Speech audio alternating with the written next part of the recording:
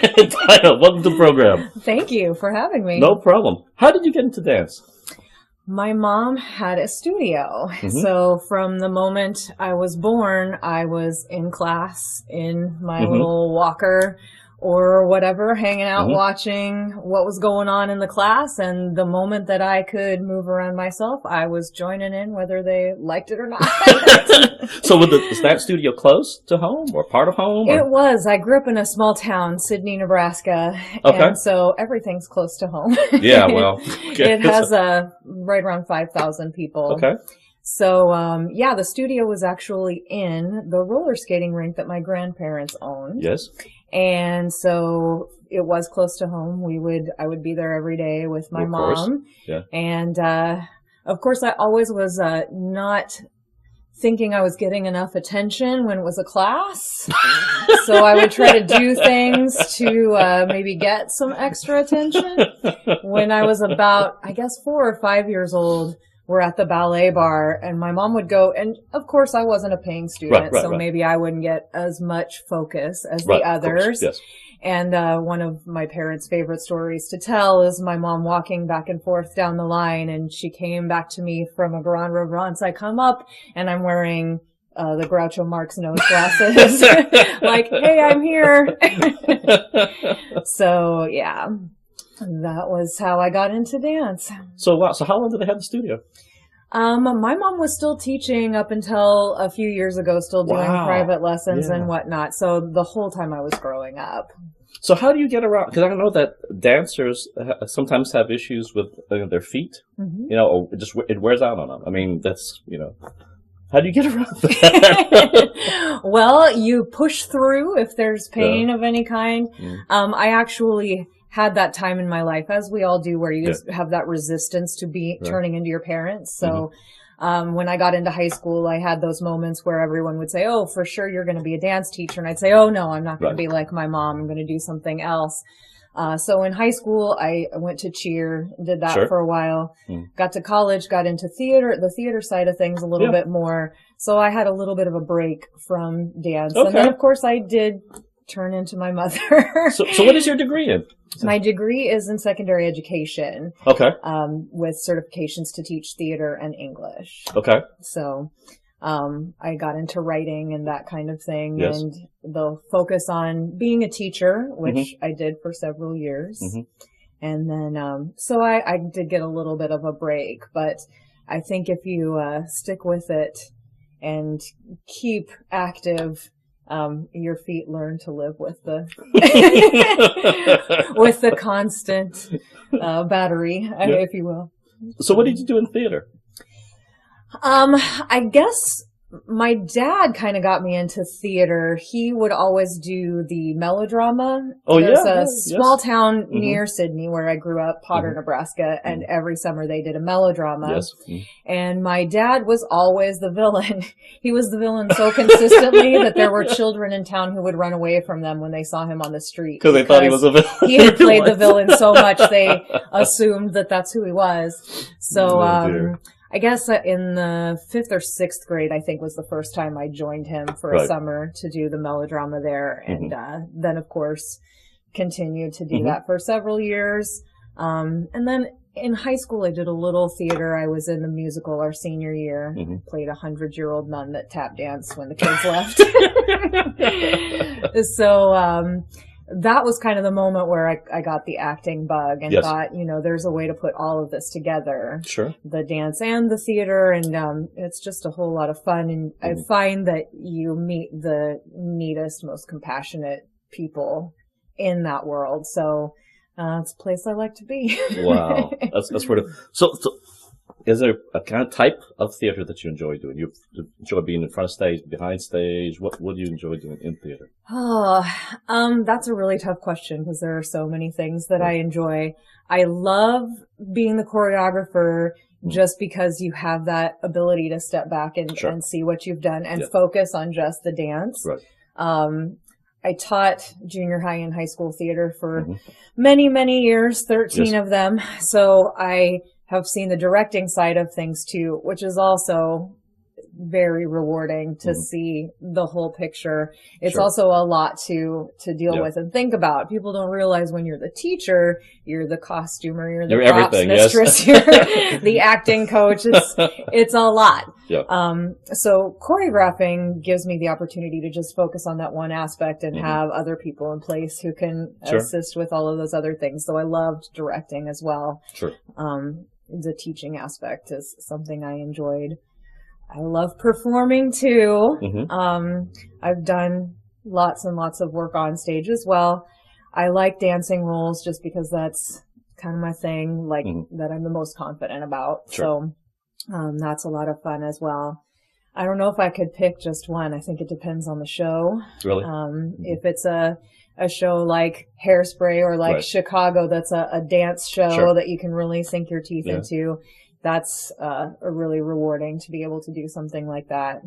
It's also fun to get a show where it's maybe not known for the dance and you can be a little more creative and step away from what people are expecting. You're not worried about the comparison. Oh, that's what they used to do in the film or on Broadway. Right. There are some shows you can't do that with. You can't take a Fosse show and I'm going to create something new because people paid to come see Chicago because they wanted to see that style of dance. So, you got to be careful. But then there are some shows where they're not necessarily known for the dance, and you can put your own stamp on things, and that's a lot of fun too. So what would be your ideal dancing role? Any show you could do? Well, I kind of got that opportunity. I did Chicago at Playhouse 1960 with Tina and Manny. Yes. And that's always been, to play Vel McKelly is one of those dream roles for a dancer, and that was an awesome opportunity. Now I'm kind of thinking the dance teacher in Billy Elliot might be one of those really fun, fabulous roles that you can have the character actor part of it too, and then also have the dance outlet. So that's on my list next. So when you see dance the form, I mean, certainly we see what's the external portion of it, but what is internal? The portion of the dance? That's a good question. Because you can tell as an audience member, you may not be able to verbalize what the difference is, but you can see it when you see it on stage. And if the person's heart isn't in it, then it's an outer shell without the expression underneath. So, and that's the hardest thing to teach too. You can teach steps. I can teach someone, turn right or step on count 7, but it's much harder to teach what's inside and what's behind it. And that's really what creates the magic of it. If you are feeling whatever the emotion might be when you're moving, it creates that extra layer. And that's what really moves people.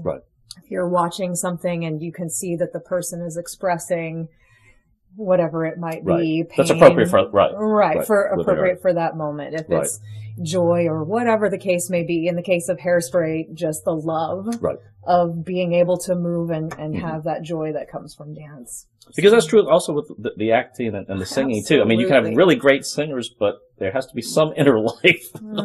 Absolutely, and acting too. If you can't just say lines, they've got to mean something to the character. So it's no different.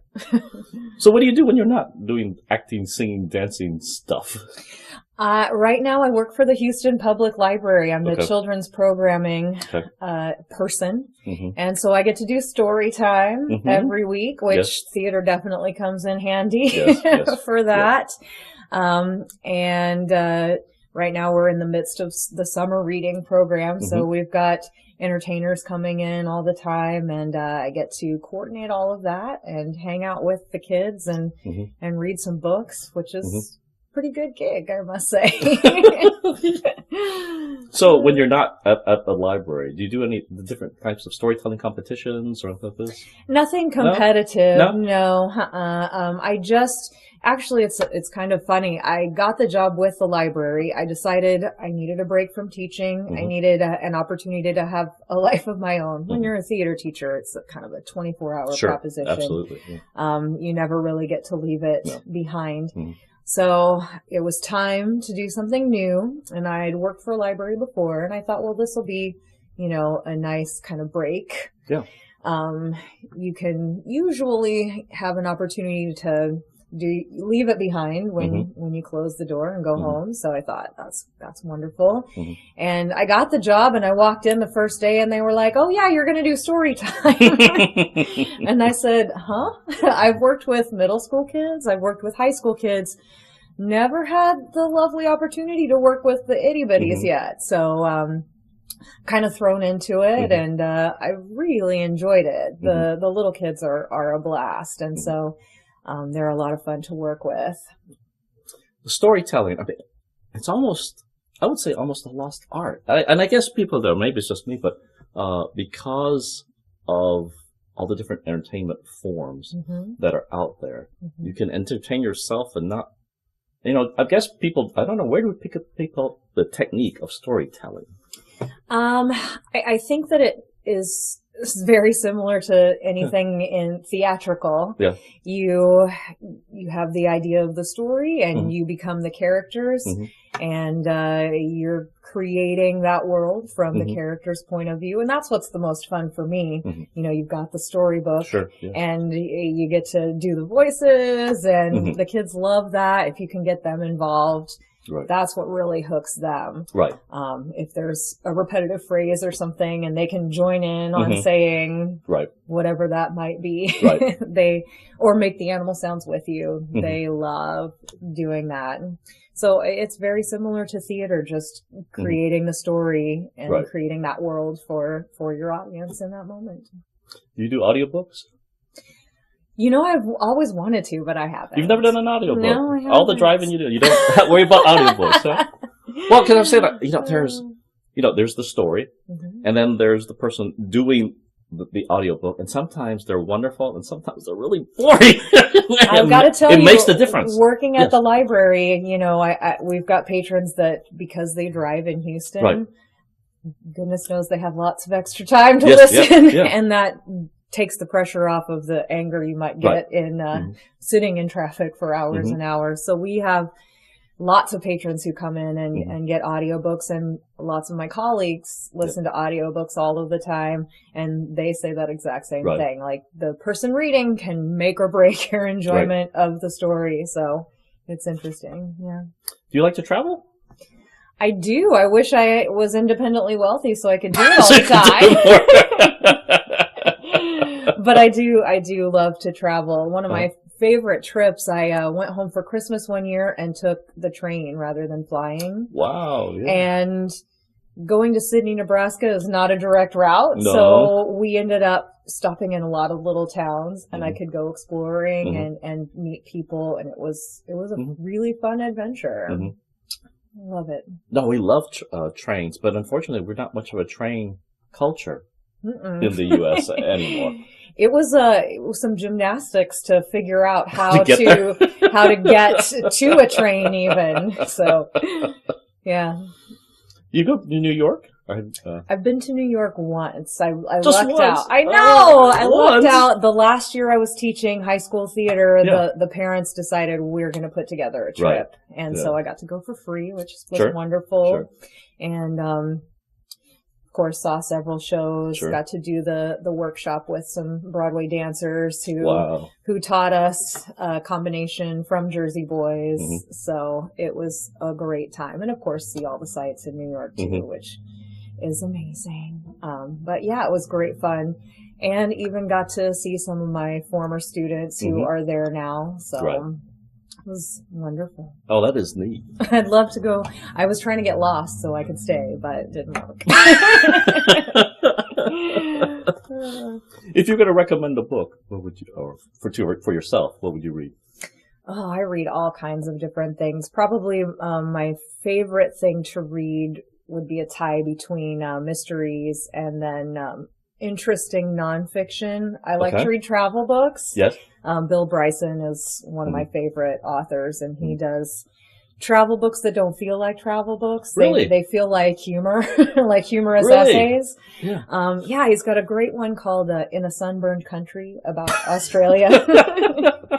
And he's just this delicious writer that can paint an interesting picture, and you don't realize you're learning about the culture of the place where he's talking about.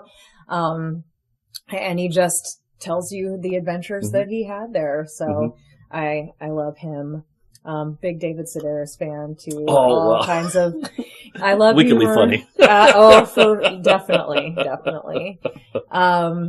Big fan if you're looking for something that's a fun read and light, but with really great characters. I love Janet Ivanovich and the Stephanie Plum series.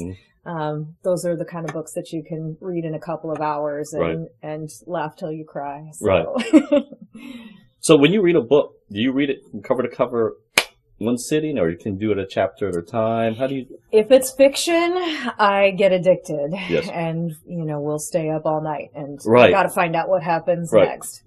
Nonfiction, I'm a little bit better about reading in chunks and more here and there. So right now I'm reading In the Garden of Beasts, and that's a lot heavier. That one I need to take a break from every now and then. Like, oh my goodness, the world, it's terrible. So yeah, that one I need in smaller doses. So what in dance haven't you done that you'd like to do? I've done a lot. So I think maybe ballroom a little bit more. Right. I used to, I danced with my dad a lot. When my mom and dad actually met dancing, she was teaching him, and that's how. Oh, yeah. Yeah, interesting. So that's how they became a couple. And then as I got a little bit older, my dad was involved with a singing group in Sidney, Nebraska called the Fort Sidney Colonels. And they would do a show every year with a particular theme, and that's how they chose the music. And I think I started dancing with him in the Colonels show probably in junior high. Okay. So we did a couple of numbers that were more like ballroom dance, but since then I haven't really had the opportunity. I've choreographed a couple of ballroom things. Right. But of course, seeing shows like Dancing with the Stars, you kind of get that bug. Like, that would be fun to work on that some more. So that would probably be the one style that I haven't had a ton of experience with. But otherwise, I've done tap, jazz, modern, ballet, a little bit of hip hop here and there, although it's probably not my strength, but it's so much fun. Right. So I think when Michael did his homecoming, he had an advantage because almost no one dances. And I don't mean freestyle stuff, right? There's, whether it's jitterbug, ballroom, whatever, almost no one does that. The kids don't take dancing anymore? What is that? Well, as times change and as music changes, the styles change. I remember even when I was in high school, just being able to do dances like that, everyone would, what is this? Yeah, right. Yeah. What is this foreign thing that's happening here? Yeah. So, it's just a kind of a lost art, but I feel like shows like So You Think You Can Dance are starting to bring it back into the limelight, and I think that's where theater kids do have an advantage, because they get that opportunity to see the different styles and how you can dance with a partner and have it be more than just, Right. Do you see a lot of homeschoolers? Yeah, actually, both doing theater and working at the library, I do encounter a lot of homeschool kids. So. Well, it's kind of interesting because sometimes there's always this discussion about is homeschool versus public versus private or whatever. And I think you can get a wonderful education either way. I know I couldn't do that discipline. But I mean, I know there's a lot of resources out there too. But I know you saw a lot of them because you do a lot of theater. And I know that sometimes that is their social outlet. That they're not, tied to certain times or something like that. So they'll end up doing theater so they can have some social interaction with others. Absolutely. Yeah. And a lot of homeschool kids, because they do have that time, can have those opportunities to be a part of, any kind of community theater that's around, to do the acting academies. There are lots of places that do, homeschool shows, and they can do that during the day because they have that luxury of the flexible schedule. So where haven't you done shows because I know you've done a lot of different places out there. Certainly at HVAC. Sounds like you've done stuff at 1960. Where else have you done stuff? Well, when I was teaching, I had the opportunity to do choreography for several high schools in the area. Yes. Teachers are smart, and so they'll figure out that another teacher has a specialty, and they'll say, hey, why don't you come over here and do that for us? So when I taught junior high, I was good friends with the high school theater teacher in that community, and so I did lots of shows for Waller High School. Oh, okay. Yes. Then once I was teaching in Fort Bend, some of the other teachers there would invite me to come out and do things for them. So I, helped with Travis High School's musical. Okay. I, of course, choreographed our stuff at Kempner High School. I've done random projects here and there. Probably the most fun when I was teaching high school, we needed a fundraiser. Some of my kids had qualified for nationals. We needed a fundraiser, so we started a project called Dancing with the Staff. And each theater student chose a high school teacher or administrator or staff member of some kind that they had a friendship with. And they got together and choreographed their own routines, and then I choreographed some of the entertainment stuff for filler in between the numbers. And oh my goodness, that was such great fun. Of course, the students were, dying to see their teachers in a completely different context. Yes. Like, what are they going to do on stage when they have to dance? So it was, and boy, did they get competitive too. Those teachers worked hard. Yeah. I was so surprised. I knew that they would, want to do a good job, but I was pleasantly surprised at how absolutely their hearts went completely into it. And some of them were even talking trash to each other, always like, oh, I'm going to beat you. It was hilarious and just such great fun. And fun for the kids too to have that opportunity, and fun for me to be able to do something different from the traditional musical theater that I was used to. So I've done things at all kind of places. Who's your favorite dancer? Oh my goodness, that's a really tough one.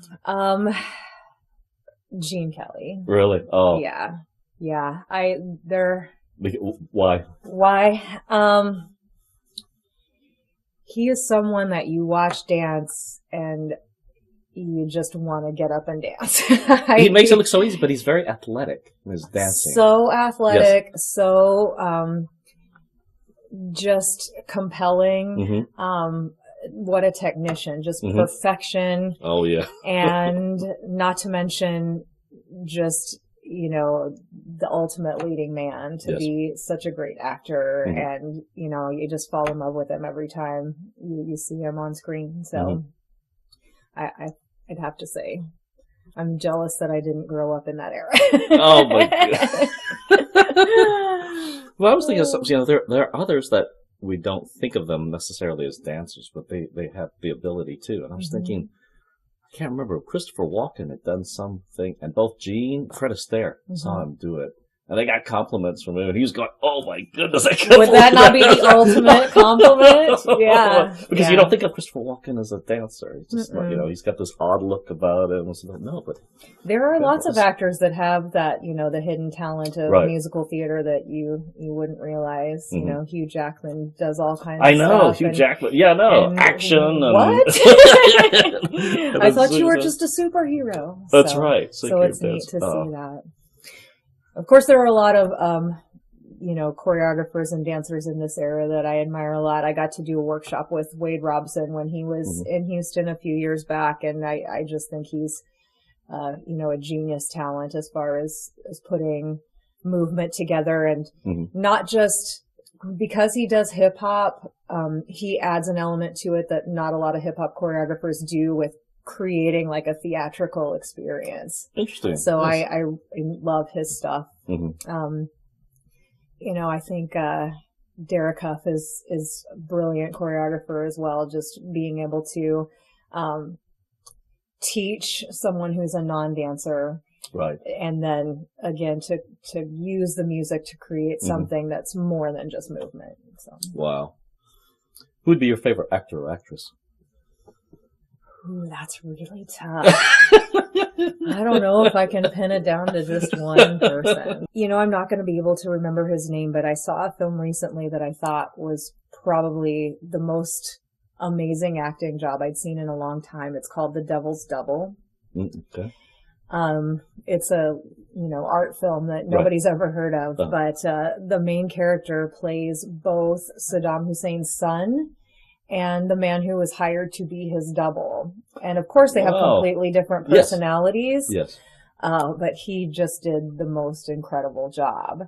And talk about being able to transform yourself. He was also in the Mamma Mia movie. Really? As the young man that the lead girl is in love with. So, I didn't even recognize that he was the same person from that until I saw the credits, and I thought, who are you and how can you do something so incredibly different and do it so well? So some people can. Some people are real chameleons, and then there are others that they essentially play the same role no matter what role they're given. But you know what I'm talking about. You know what you expect. Yeah, you know what to expect. And sometimes we pay for that too. Sure. So do you prefer to see art house type films or I really do. Yeah. I really do.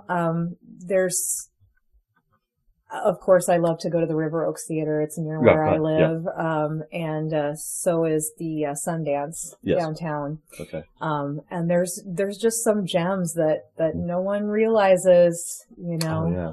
But I think some of my favorite movies are either foreign films or little art house films that are just gems that people don't know about. Oh. Did you see the Grand Budapest Hotel? I loved it. Yes, that was quirky. Oh my goodness, it was absolutely funny. Almost like a cartoon with humans. Yes. Just genius. Oh my goodness. What a hoot. Yeah. I thought it was interesting how everyone was telling a story. It was like story from someone else's point of view, from someone el's point of view. It just kept going. Like, so many layers. And how many people can we involve in these stories? There? Absolutely. Yeah. So quirky and interesting and just so much fun. Yeah. So what would be one that you would recommend? If you've never seen it, see Amelie. Yes, this is excellent. Yes. Just brilliant. I've seen it so many times now that I see something new each time, and just the way that they've made the music a character in the film, and how there are so many shots in that movie that are like beautiful works of art, and just again a genius plot where the main character is not your typical ingenue, right? But you just fall in love with her because she is quirky and different, and has that great heart and wants to help other people, but has that shyness to her that I think we all experience, that awkwardness and how do I open myself up to others, and she does take that chance even though it's very hard for her. Yes. Just love that film. It's wonderful. No, writing. You said you used to write.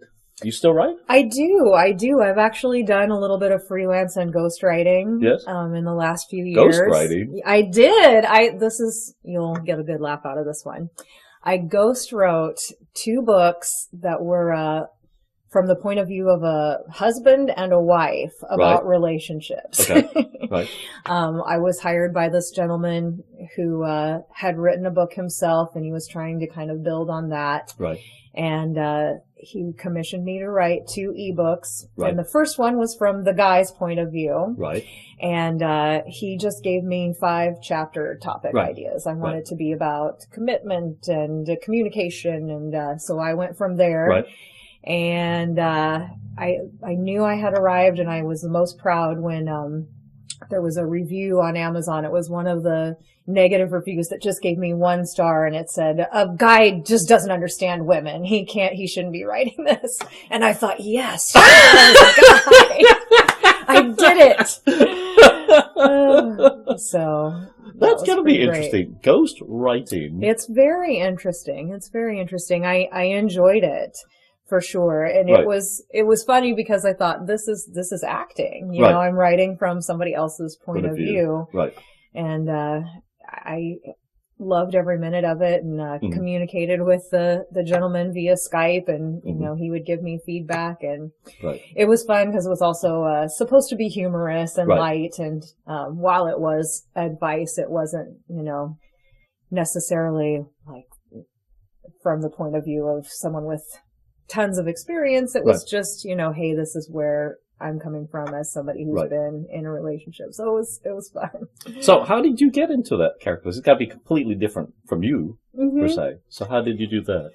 Well, for many reasons, I think I'm not a stereotypical girl. Okay. So I think it was a little bit easier for me just because I have lots of friends who are guys. Right. And being in the theater, I've had experience putting myself in other people's shoes. So I just talked to him and had him tell me stories, and then created some stories of my own. And he didn't mind that. He gave me free reign to, you know, you can make up things that seem factual, or maybe were factual in another situation or to somebody else. And I used examples from my parents' relationship and friends and friends that I've seen, and just friends of mine that are guys that, you know, you talk to, and you just see things from a different point of view. And it was really fun to think, now what are they thinking, or are they even thinking anything? Because women are known for overanalyzing, and you know, we can sit around and talk for days about what did he mean when he said this, and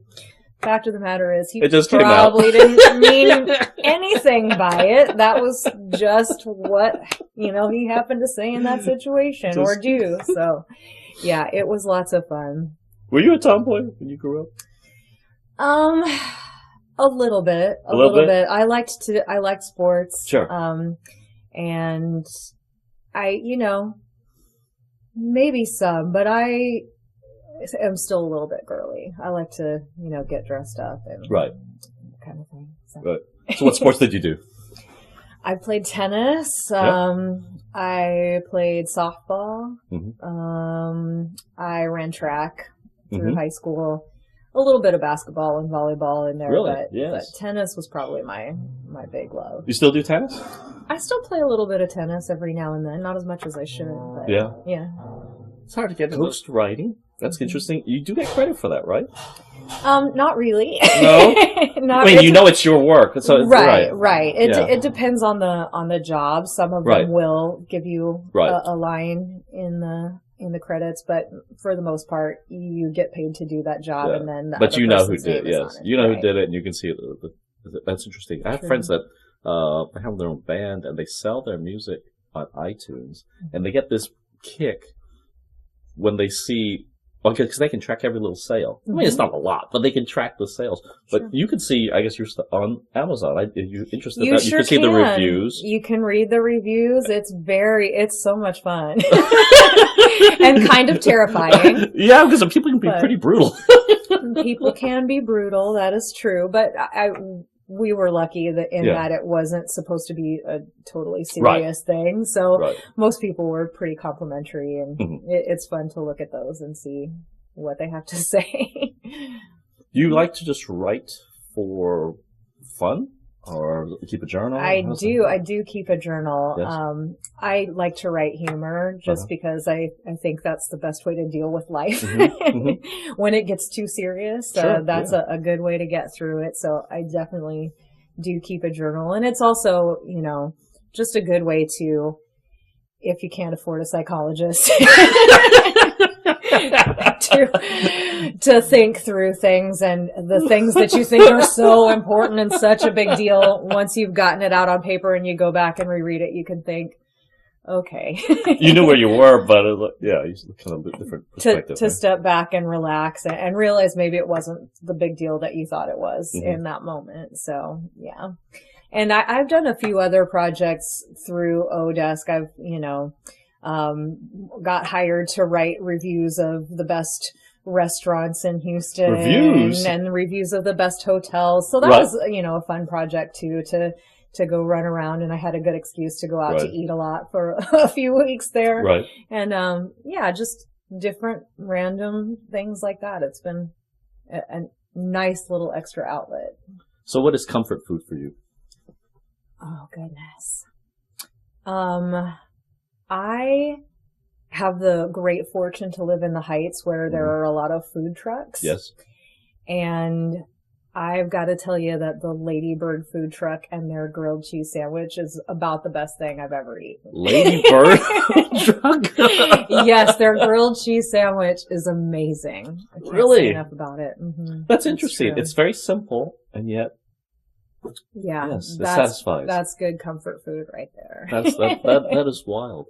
I remember reading about someone had said that there was a Twitter feed in California, and basically it would tell you when the truck was in your area. Mm-hmm. I guess it was sushi or something like that. But yeah, that was the idea. So okay, sushi truck's in my area. I can go. I can go. Yeah. Mm-hmm.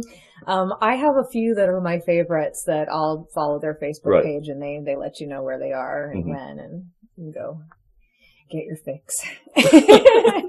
So what is your favorite food, not other than the food trucks? If you were going to a restaurant, I am a big fan of cheese.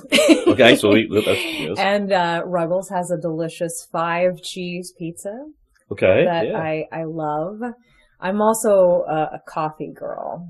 Oh yeah. So give me a good cappuccino and I'm happy. I know that's not food, but no, that counts too. I mean, coffee. People are really into coffee now. Certainly, much more so than they were years ago. And it is getting easier to get good coffees here. Absolutely. And I love that there are so many places that are not a big chain that you can go to that are owned by a person who just has a great love of it and and that's their specialty. So, do you like to cook? No. Not into cooking. When I'm hungry right now. And that takes a lot of patience that I don't have. So it's funny because both my mother and father are very good cooks. My dad they enjoy cooking. My dad is an amazing cook, and my mom doesn't like it, but when she does it, she's very good at it. I've never had the interest or the patience to do that, so I like to go out to eat. Well, I have to admit, it's another thing, but I guess it's a cultural thing that's changed too. When I grew up, we were lucky to eat out once a week, and it was a big deal. Right. Big deal. And I guess in your small town, that's the same, we lived in a small town. We actually lived in a camp.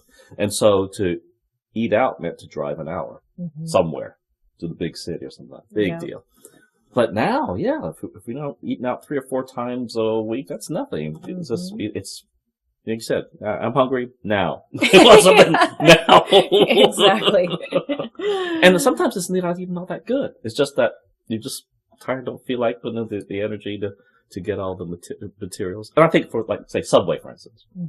It's a sandwich shop. How easy is it? To make a sandwich. But it makes difference. The fresh bread and the ingredients. For you to have all those ingredients that are always fresh, ready to go, it would take time. Yeah. You wouldn't be able to do that. What was the favorite show that you've done? I guess whether it's choreography or whatever that you were in. Or... When I was in college, there was a community theater in Lincoln, Nebraska, and we did West Side Story. Yes.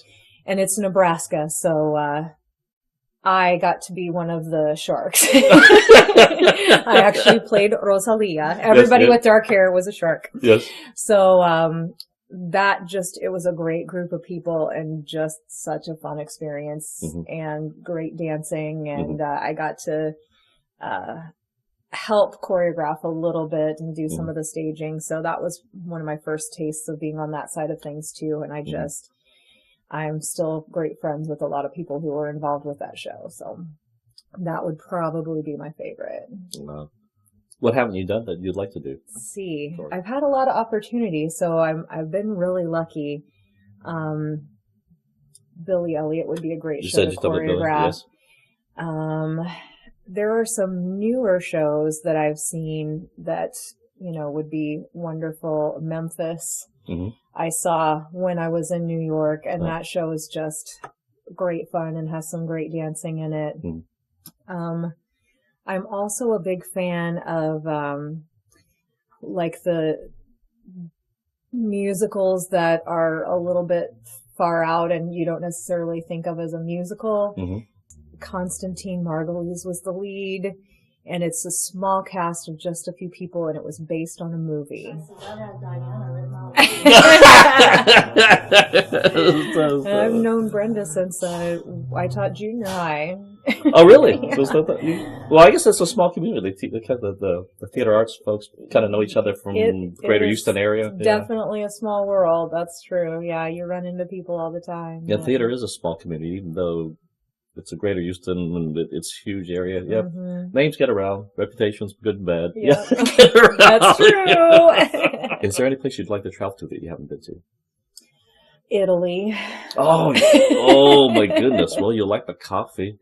Definitely. Definitely. And just the art and the history. Yes, absolutely. You know, it just seems like the kind of place that you could get lost in, and it would be a romantic experience. They love life. They love food. They love people. If you just make the smallest effort to speak Italian, they love you. Mm-hmm. And that's a question we've been asking everyone. If heaven exists, what do you want God to say when you get to the pearly gates? Good job.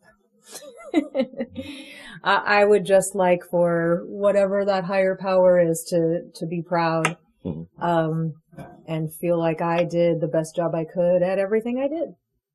Would you tap? Oh, for sure. We'd do a time step together. Dinah, thanks for being with us. Thank you so much for having me.